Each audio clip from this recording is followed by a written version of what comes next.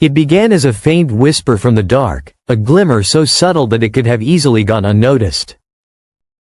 A solitary spark drifting against the infinite canvas of space. But what astronomers first believed to be just another harmless comet has now become one of the greatest enigmas in modern science. They call it 3I Atlas, an interstellar visitor that has shattered almost every known law of physics. It burns brighter than any comet should. It glows an impossible shade of green, yet its spectrum reveals none of the chemicals responsible for such light. It scatters photons in ways that no known material could ever achieve. The world's most powerful observatories, Hubble, James Webb, Gemini, and TESS, have all turned their instruments toward it. And the deeper they look, the less sense it makes. What is this thing? A cosmic wanderer? A fragment of a lost civilization? Or something else entirely? Something deliberate, something aware? Whatever it is, one thing is certain. 3I Atlas isn't just visiting our solar system. It's rewriting the rules of reality. When the Atlas Survey telescope in Chile first detected it, scientists felt no alarm, only curiosity. It looked ordinary at first, a cold lump of interstellar ice gliding through the void. But that illusion didn't last.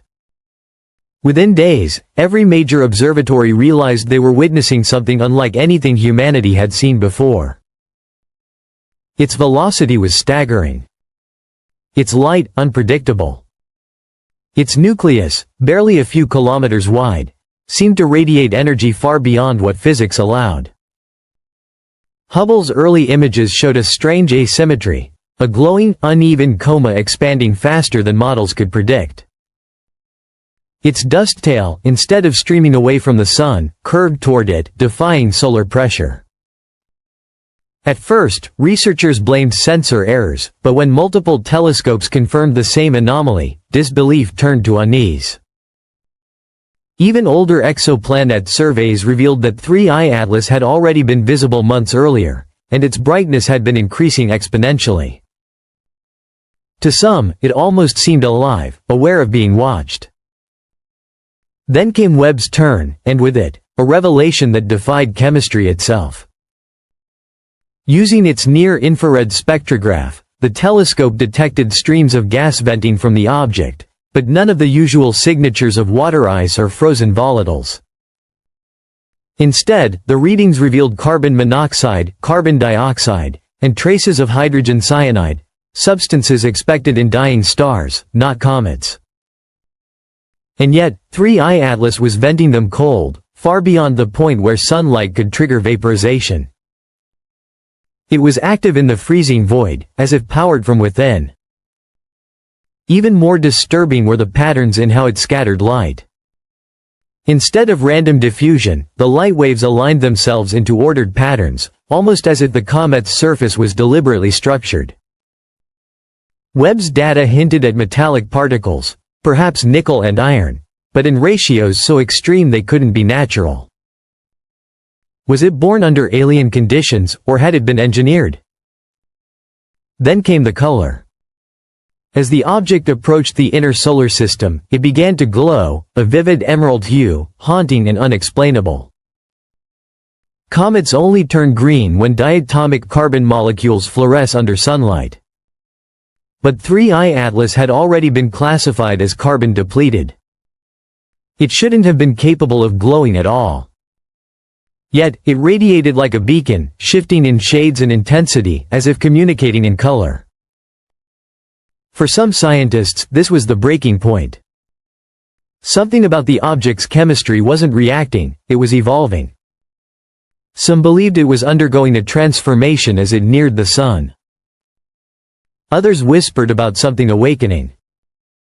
Among those voices was Harvard astrophysicist Avi Loeb. In a series of controversial papers, Loeb proposed that 3I Atlas might not be a comet at all, but a piece of advanced technology. The theory was radical, but the data supported the absurd. The object's acceleration, its near-sentient behavior, its impossible luminosity, none of it fit natural models. Skeptics dismissed the idea at first, but even they couldn't explain its polarimetric behavior. The object didn't merely reflect light, it bent it. Polarization vectors twisted unnaturally, as though the surface itself was manipulating electromagnetic fields. 3I Atlas wasn't just moving through space. It was interacting with it. And then, deep in the data, something even stranger. Hidden in the fluctuations of its light curve was a faint, rhythmic pulse. A consistent modulation repeating every few minutes, too regular to be random, too deliberate to be chance. The signal had structure, harmonic intervals resembling musical resonance, not orbital dynamics. It was as if the object were keeping time. Some called it magnetic interference. Others suggested it was counting down. But to those who listened closely, it felt like communication. Then Hubble captured the transformation. The comet's coma, once spherical, reshaped into a thin, disk-like halo. Its twin tails split and curved in opposite directions. Faint concentric ripples expanded outward from the nucleus, perfectly spaced, like the rings of a signal broadcast. This was no outgassing event. It was coordination.